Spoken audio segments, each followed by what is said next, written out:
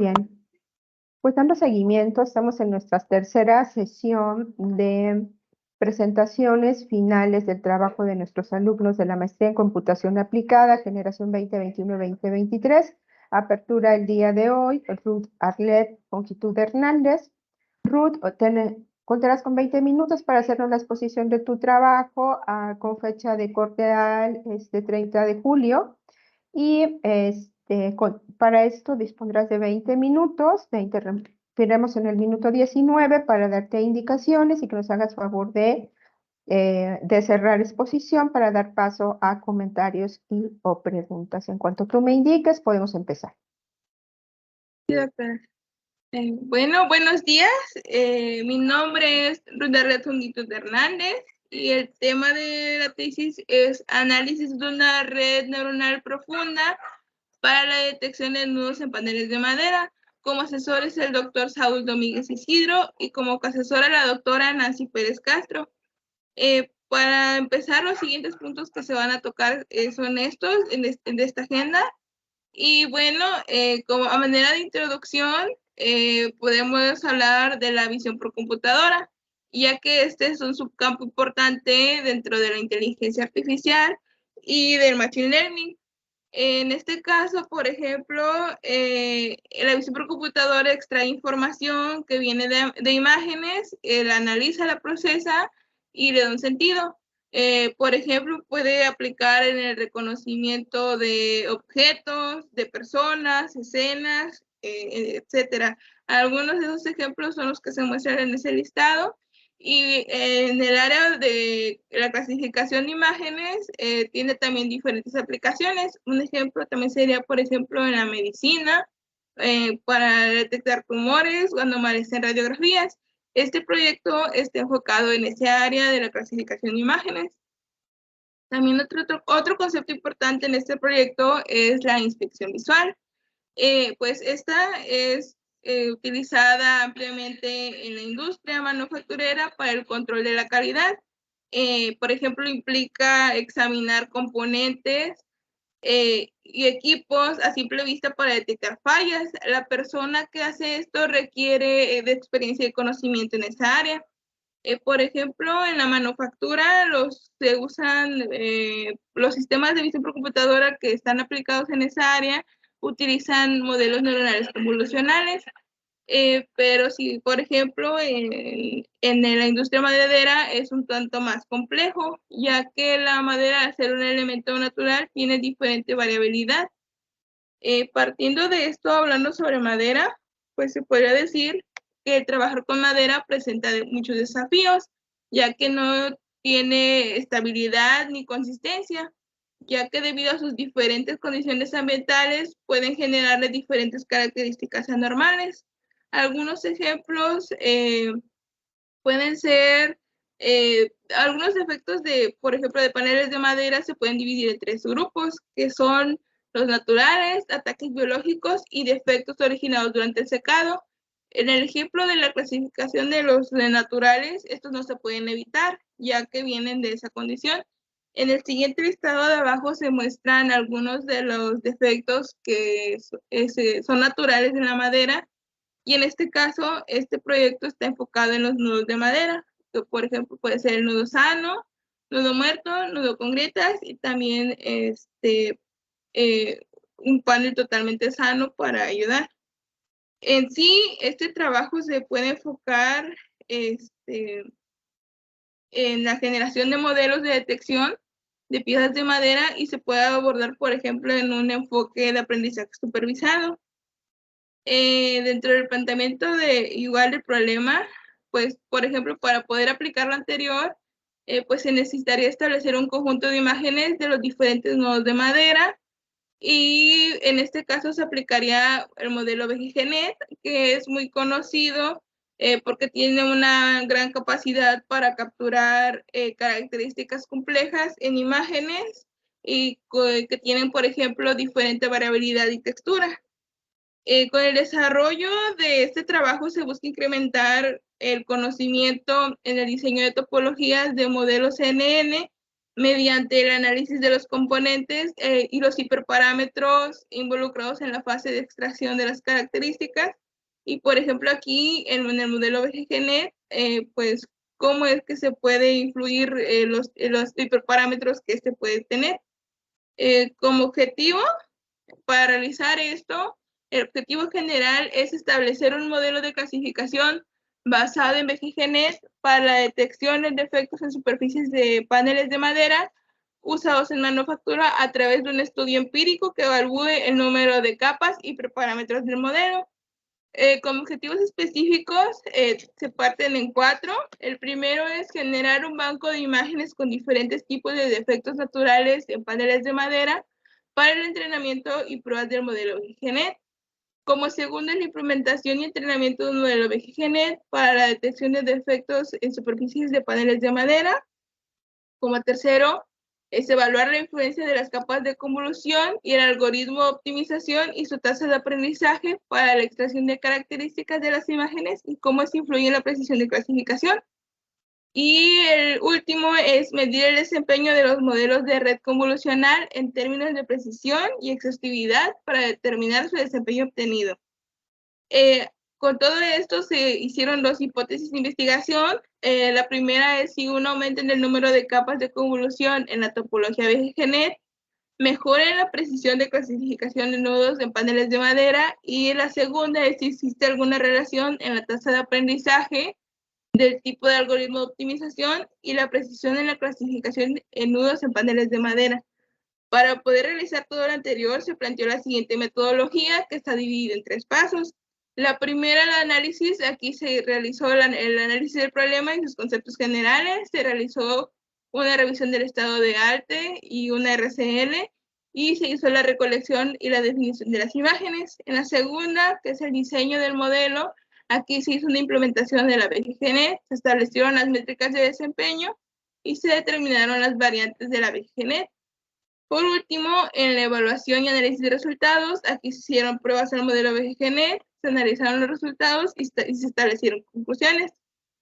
Por ejemplo, en la RCL, que eran los trabajos relacionados, para realizar la RCL, se utilizó la metodología propuesta por Kitchman, que estaba dividida en tres fases.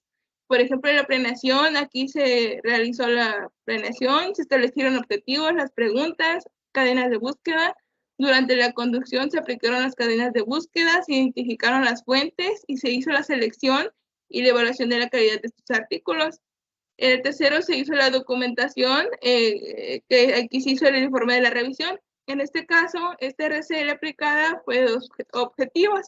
El primero fue analizar trabajos con BGGNet en la clasificación de imágenes y los hiperparámetros, y el segundo es trabajos sobre detección de defectos en paneles de madera y qué técnicas y usos de redes neuronales convolucionales se utilizaban. En sí, aplicando todo esto, se obtuvieron 20 artículos de diferentes fuentes de información. Por ejemplo, de los resultados obtenidos de estos artículos, la mitad de estos hablaban de redes neuronales convolucionales y madera, un 20% de la BGGNet de otros materiales, y un 15 y 15 de BGGNet y madera y CNN y otros materiales. También se generó una tabla comparativa que nos podía servir para ver qué configuraciones o qué características importantes tenían estos artículos. Por ejemplo, conocimos qué framework utilizaban, qué tipos de imágenes y qué topologías mencionaban. Y pues esto nos sirvió para tener un punto de partida. También dentro de la fase de diseño fue la recolección y la configuración del dataset de imágenes. En este caso se recolectó un dataset con más de 4,000 imágenes de distintas anomalías en paneles de madera. En este caso también se hizo la redimensión de las imágenes para que todas tengan el mismo tamaño en la configuración. Se crearon scripts para poder separar las imágenes en los nodos que se iban a utilizar. Y al último se hizo la configuración del dataset para la carga de las imágenes. Dentro del stack tecnológico, las herramientas utilizadas, bueno, en sí, pues fue el modelo BGGNet, que ya venía predefinido. Como herramientas fue TensorFlow y Keras, el entorno de Anaconda, Dentro de ahí se utilizó el lenguaje de programación Python. Como editor de texto fue Jupyter Notebook y, por ejemplo, se utilizaron librerías. En este caso, algunos ejemplos de ellos son Scikit-learn, que fue utilizada como métrica para métricas de evaluación, y TensorFlow y Keras, que fueron las librerías principales, que de ahí salían más. Para el manejo y generación de manejo de datos y generación de imágenes, se utilizó, por ejemplo, Keras Preprocessing Image, NumPy, Pandas y CB2. Y para la visualización de las imágenes y de las gráficas se utilizó, por ejemplo, Matplotlib y Zebra. Igual dentro del diseño de la BGNet, por ejemplo, en la literatura donde se explica la red, esta tiene diferentes variantes. Y en este caso se seleccionaron dos. La primera es la BGG11, la cual está compuesta de 11 capas de convolución y termina con 4 capas totalmente conectadas. Y la segunda fue la BGG16, en la cual está compuesta por 16 capas de convolución y 4 totalmente conectadas. Aquí lo que difería es el número de capas y que se iban agrupando en grupos de 3 y al final se aplicaban capas de, por ejemplo, de Maxpool. De aquí se hizo la implementación ya en código. Este es un ejemplo de cómo fue la implementación de la BGG11 y cómo fue de la BGG16. En sí fueron muy similares y pues lo único que cambiaba aquí era eso, el aumento de capas de convolución. Mencionando, por ejemplo, las configuraciones que se utilizaron en la red, fue en este caso los siguientes puntos, que eran las variantes, lo que variaba, por ejemplo, el modelo, que podría ser BGG16 o BGG11, el tipo optimizador, en este caso podría haber sido Adam, Adagram, entre otros, el número de la tasa de aprendizaje, las métricas de calidad, el tamaño del dataset, ya que en este caso, por ejemplo, utilizamos dos clases. En este caso, empezamos utilizando un dataset de 4 tipos de nodo y terminamos utilizando un dataset de 2, que al final se quedó en nodo muerto y el panel sano. Y también el tipo de la validación y el número de épocas en el cual se iba a entrenar estos modelos. Por ejemplo, en el entrenamiento desde cero, como se ve en la imagen ahí, era un tipo también de aplicación. Aquí todos los parámetros de la red se entrenaban. Y en el segundo también utilizamos una técnica que se llama transferencia de conocimiento, que consiste en utilizar redes preentrenadas y con eso como que cargar los pesos y ayudar a que no se entrene desde cero y ya tenga como que un inicio. En este caso, en la segunda imagen se puede ver que tenemos parámetros que no se van a entrenar y en este caso solamente se están entrenando 16.388 parámetros. También dentro de la configuración, para el entrenamiento del modelo utilizamos el método FIT. Aquí es donde se agregaba el dataset, el número de épocas que iba a utilizar, el optimizador y entre otros. La segunda imagen es un ejemplo de cómo se hacía el proceso de entrenamiento y los resultados que te iba arrojando. Y en el último es el cómo estaba implementado el optimizador y cómo se agregaba, por ejemplo, el hiperparámetro de learning rate. Partiendo de todo esto, en primera instancia se realizaron 3 experimentos. El primero fue de una BGG11. Aquí utilizamos el optimizador SGD y como métricas el accuracy. Aquí fue un dataset muy pequeño, fueron 200 imágenes en total y fueron 150 épocas. Aquí, por ejemplo, la precisión obtenida fue muy baja, que fue del 20%. De ahí se hizo otra segunda aplicación. Aquí lo que cambió fue el optimizador, se cambió a Adam. Y en este caso se aumentó el número de épocas y se aumentó el tamaño del dataset, que en total fueron 1.200 imágenes. Y aquí la precisión que se obtuvo fue de un 33%, que también es relativamente baja. Y en el tercero se hizo uso de la transferencia de conocimiento, y se siguió utilizando el optimizador Adam. y el mismo tamaño de dataset. Y por ejemplo, con 600 épocas se pudo obtener aquí una precisión de 76%. De ejemplo, por ejemplo, de los resultados, ese es el que nos dio un 33%. Y aunque se ve medio extraño, digamos, en la gráfica se ve que no le fue tan bien durante el entrenamiento, más que nada en la validación. Y también se puede notar eso que no le fue tan bien en la matriz de confusión, ya que como se puede mostrar, las etiquetas positivas solamente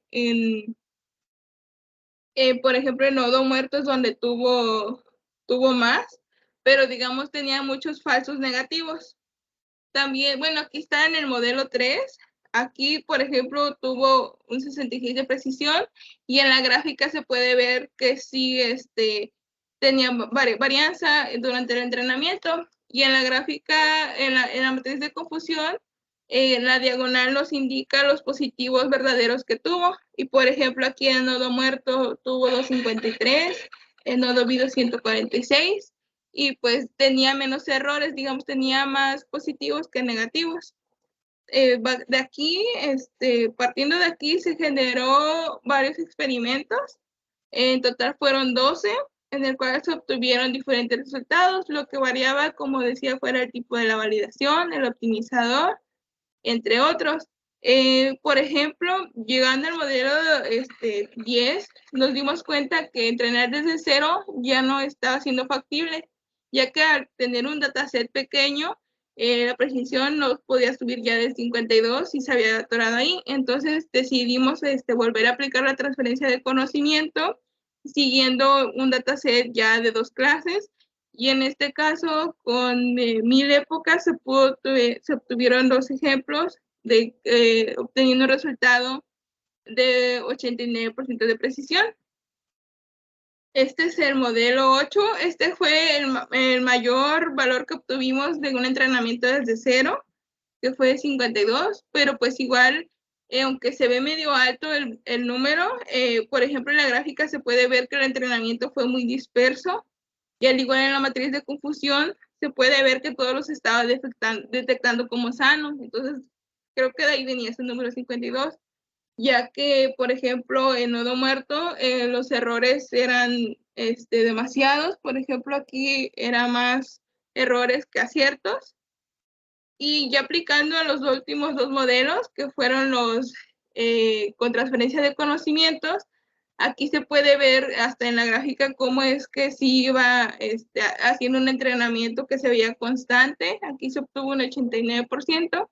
Ya al igual en la matriz de confusión, podemos ver, por ejemplo, que en nodo muerto obtuvo 252 verdaderos y en sano fueron 287. Entonces se estaba reconociendo de manera correcta.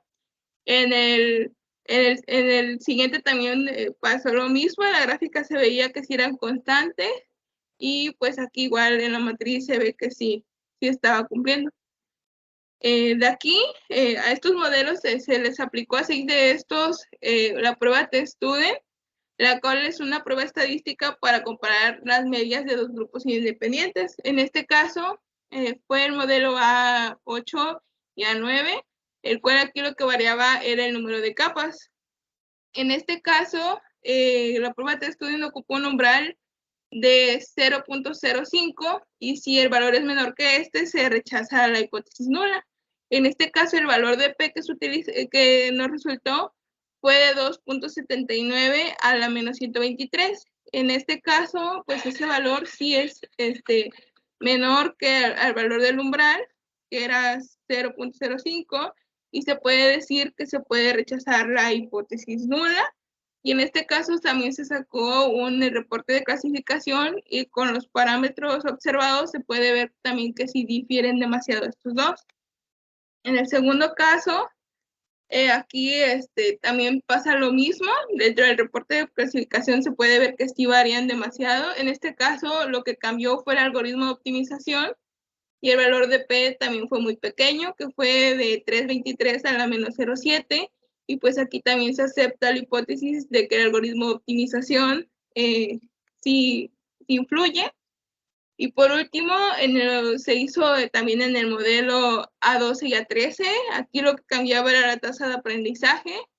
Y al igual que los ejemplos anteriores, variaba demasiado y pues el valor P sí era menor que el umbral utilizado. Un minuto para terminar, Ruth, por favor. Sí, doctora. Bueno, de aquí ya partiríamos a las conclusiones, en las cuales, por ejemplo, la exploración de la configuración fue muy importante, ya que vimos que, por ejemplo, las capas de optimizar, las capas, el número de capas, el optimizador utilizado, la tasa de aprendizaje, entre otros hiperparámetros, pues pueden influir dentro de los resultados obtenidos. También podemos observar que el dataset es realmente muy importante en la aplicación, ya que entre un dataset más pequeño se vuelve más difícil esta implementación. También, por ejemplo, las dos técnicas utilizadas como el entrenamiento desde cero y la transferencia de conocimientos, pues nos damos cuenta que la transferencia de conocimiento es una buena técnica que se puede utilizar. También el costo computacional fue muy alto en este caso, ya que para entrenar una red tardó hasta 2 semanas y media y pues ya no se pudo seguir con los experimentos. En fin, la precisión que se obtuvo al final fue del 89 en la clasificación de madera, y también se hizo la prueba, con la prueba de hipótesis pudimos poder validar las dos hipótesis obtenidas y cumplir los objetivos del proyecto. También nos dimos cuenta de la BGNet puede tener varios usos y pues y varias aplicaciones en este caso. Como trabajo futuro, lo que se espera en este proyecto sería un aumento del dataset para poder hacer un entrenamiento desde cero. También utilizar la red BGG19. Aquí son 19 capas de convolución. También aplicar la transferencia de conocimiento a esta BGG19. También, además también utilizar técnicas de aumento de datos avanzadas para ver cómo se comportan las imágenes con esto. Y por último, la optimización de hiperparámetros, que sigue siendo importante, poder implementar más algoritmos de optimización y ver qué resultados pueden obtener. Y eso sería todo de mi parte. Muy bien, Ruth, muchas gracias. Te invito a que cuidemos el tiempo, por favor. Tenemos 1 minuto 28 excedido. Gracias. Bien, damos paso a algunos minutos tenemos para comentarios. Quisiéramos invitar a la doctora Nancy, al doctor Saúl, que abrieran esta sesión. Tenemos 10 minutos para ello. Y después preguntaríamos a comentarios locales por parte de la doctora Idalí y de su servidora. Entonces, pues adelante, doctores, los escuchamos. Muchas gracias, doctora. No sé si gusta empezar la doctora Nancy. Gracias, sí. Muchas gracias por tu presentación. ¿Sí se escucha bien? Sí, muy bien. Ok. Bueno, en cuanto al tiempo, yo me voy a enfocar ahorita en una pregunta respecto al tiempo de entrenamiento. Tú mencionabas que en un inicio, si es desde cero el entrenamiento, resulta invertir más tiempo y tus resultados no fueron tan favorables. Y posteriormente, con la incorporación de la transferencia de conocimiento, tuviste una mejora. ¿Qué me puedes decir al respecto?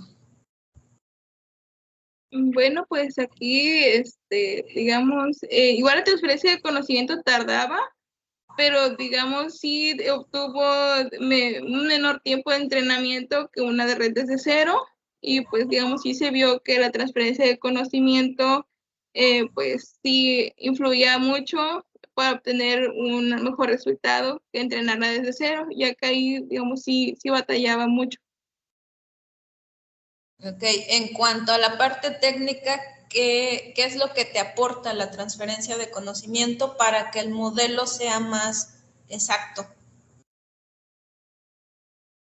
Bueno, lo que aporta en sí es que como agarra un modelo ya entrenado, en este caso fue uno que se entrenó con 100,000 clases de ImageNet, por ejemplo, solamente se cargaban esos pesos y al final lo que tú realizabas era congelar esos pesos y agregar capas adicionales que las cuales tú ibas a entrenar y con los parámetros que tú decías, y ya con eso podías aplicar eso, y en sí, digamos, como que al ser menos parámetros, hacía que fuera un poco más ágil a la hora de realizar el entrenamiento. Ok, entonces consideras, o bueno, por lo que tú viste en tu proyecto, cuando trabajas con datos reales, como es el caso de estos paneles, ¿consideras o cuál sería tu opinión respecto al uso de modelos preentrenados? ¿Crees que ayuda o beneficia o cuál es tu opinión? Yo pienso que en este caso sí tiene un beneficio mayor que otros, y por ejemplo en este caso siento que también tardó más por el tipo de imágenes, porque al ser madera como que sí, digamos, tenía diferentes texturas o se veía diferente porque había, por ejemplo, había un nodo muerto, pero luego la textura de madera no se veía diferente. Y, por ejemplo, la transferencia de conocimiento creo que se ayudó como que a mitigar eso, ya que sí le estaba resultando muy pesado a entrenar una red desde cero. Ok, gracias. Y por último, en cuanto a tus objetivos, ¿todos se cumplieron o hay alguno que se quedó todavía con algunos pendientes y que puedas considerar como trabajo futuro?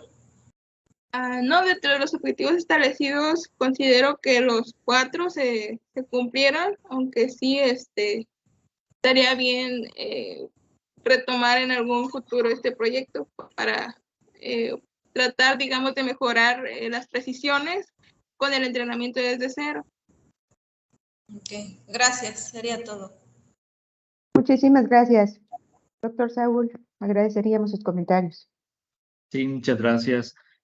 Bueno, más que preguntas, me gustaría hacer algunas observaciones. Ahí nada más hay que tener cuidado con algunos términos. Por ahí se mencionaban de una forma, después fueron cambiando. Uno de ellos que me viene ahorita a la mente es, hablabas de nudos y después decías nodos. Entonces, bueno, es mínimo, pero hay que tener cuidado con eso. Igual en la parte de trabajo futuro mencionabas el que se necesitaba ver el comportamiento de las imágenes. En realidad, bueno, queremos ver el comportamiento del modelo, ¿no? O el desempeño del modelo, más que el comportamiento de las imágenes.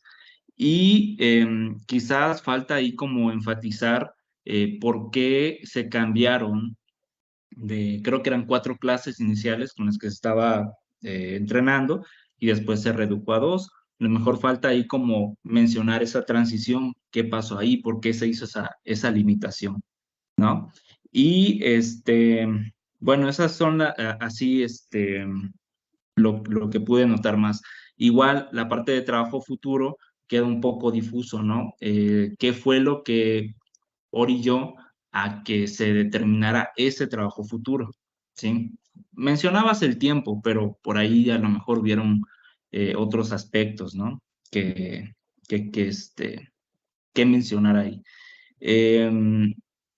Igual la parte de la métrica que se está utilizando, lo de la precisión, ¿sí? Mencionar, bueno, cuáles otras hay, qué te pudieron haber ayudado, por qué se está utilizando el accuracy para poder comparar, ¿no? El diseño experimental.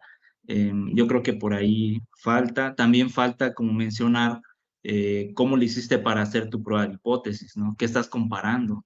¿Sale? Para que se acepte o se rechace una de las hipótesis. Yo creo que esas serían mis observaciones hasta ahora. Sí, doctor, gracias. Muchísimas gracias. Invitamos ahora a la doctora Idalí, que nos está acompañando. No sé si tenga algún comentario. Sí, muchas gracias, doctora. Muy buen día. Buen Sí, día. tengo algunos comentarios y preguntas que pudieran no ser respondidos. Nada más me gustaría sí ponerlos sobre la mesa. Tengo 5. El primero de ellos es, no me fue tan claro hasta que llegamos casi a la parte de conclusiones, bueno, resultados y conclusiones, si impactaba el optimizador en la precisión obtenida y el tamaño de los datasets. Esto porque cuando aparecen las primeras pantallas de los modelos, aparecen 3 modelos en 3 tablitas, aparecen 2 optimizadores repetidos en el modelo 2 y 3, y en el 1 aparece un optimizador diferente. Pero ahí, por ejemplo, el tamaño del dataset era pequeño y al final mencionabas que, digamos que hay un poco de más de situaciones o complejidades al detectar, digamos, defectos cuando los datasets son pequeños. Entonces, ahí mi duda estaba en, cuando pasaste esos 3 modelos, el por qué solamente se aplicó un optimizador en un dataset pequeño y ese mismo no se replicó en los demás. Bueno, eso es como en general, ¿no? Me llamó la atención por los 3 modelos que presentabas al inicio. Posterior a eso, también me hubiera gustado que buscara resaltar las variantes del BFGNet, o sea, ¿qué se buscaba allí? Si bien lo mencionas tanto en la definición del problema y planteas un objetivo y planteas también hipótesis, creo que es importante resaltar las variantes del BGGNet porque son parte de las cosas que traes durante la mayor parte del discurso. Entonces ahí también no me quedó tan claro cuáles serían esas variantes. Y bueno, lo retomas un poco también en la parte de conclusiones, pero es que hasta el final, cuando ya más o menos queda un poco más claro. También con respecto a los resultados obtenidos con respecto a los objetivos específicos, como que los planteas al principio, pero como que ahí se quedan. Ya en la parte de conclusiones no mencionas, bueno, se atendieron de esta manera, se cubrieron, se obtuvo, ¿no? Entonces solamente sería importante el poder, pues, resaltar, sobre todo porque se ve el trabajo que te implicó y se ve mucho trabajo detrás, ¿no? Finalmente también mencionas cuando estás en la parte de resultados que se rechaza la hipótesis nula, pero a ese entonces ya no tenemos claro cuál era la hipótesis nula, ¿no? Entonces ya no mencionas qué se decía la hipótesis nula, qué es lo que se está rechazando, ¿no? Y mencionas posteriormente que se acepta la hipótesis, pero tampoco mencionas qué se decía de la hipótesis o qué es lo que efectivamente se está aceptando de la hipótesis, ¿no? Entonces ya de ahí dije, bueno, entonces, ¿qué fue lo que se aceptó? Pero ya habíamos pasado mucho y ya no hubo, digamos, algo más al respecto. También, finalmente, en la parte de conclusiones sería importante también mencionar qué hallazgos se obtienen a partir del cumplimiento del objetivo general. Creo que en general está bien, tanto la redacción como el discurso, pero es importante resaltar algunos elementos que quedan en ciertos momentos y ya cuando vamos a hacer el cierre ya no se traen, como que ya no se cierran, y es importante también el hacerlo. Muchas gracias. Muchísimas Gracias, doctora gracias. Hidalgo. Muchas gracias, doctora. Bueno, Ruth, finalmente como conclusión, totalmente de acuerdo, muy pertinentes todos los comentarios, muy enriquecedores, todos orientados a que mejores, Ruth. Y, bueno, subrayamos, es muy importante que cuides tu discurso, que no asumas que estamos totalmente familiarizados con el tema, nos dices cómo se puede observar en casi todas las diapositivas, pero yo creo que sería mucho más enriquecedor que enfatizaras o subrayadas el valor X versus el Y están significando o semánticamente me están dando esto, me están confirmando tal operación o no, porque en lo que analizaba tú ya estabas cambiando de diapositiva y dice, bueno, ¿qué cosa es lo que yo efectivamente tenía que observar? Y definitivamente tienes que acompañar el cierre con los objetivos, porque al final del día no supimos cuál es el modelo que propones. Recuerda que tu tesis parte diciendo que propones un modelo. ¿Cuál fue ese modelo en definitiva al concluir el trabajo? ¿Qué características tiene? ¿Con qué nos estamos quedando? ¿Cómo es que se está arropando? Porque ese es el objetivo general a cubrir. Y finalmente nos dices cubrir los objetivos, pero en lo que estás haciendo son precisiones de lecciones aprendidas muy valiosas en todas las técnicas, pero cómo esto está impactando ese objetivo, cómo queda configurado ese modelo y cómo es rescatable para un trabajo en un futuro. Entonces, por favor, hay que tomar nota de todo esto. Recuerda, estamos en la antesala previo a tu examen de grado y hay que trabajar sobre ello. Así que te felicitamos. Excelente trabajo, excelente esfuerzo, un agradecimiento a tus directores. Hay que capitalizar todos estos comentarios. Muy bien hecho. Vamos a enviarte un aplauso virtual y vamos a continuar con nuestra agenda del día. Muy bien hecho. Muchísimas Muchas gracias. gracias, doctora Lulu, y a los doctores. Gracias. Perfecto, pues ahí van los aplausos. Bien, continuamos con la agenda. Toca el turno a Fernanda Quixale Barojas Castañeda. Por favor, adelante. También le damos la bienvenida a la doctora Alma Rodríguez. Un gusto tenerla con nosotros. Le agradecemos la inversión de su tiempo y acompañarnos el día de hoy. Muchas gracias por la invitación.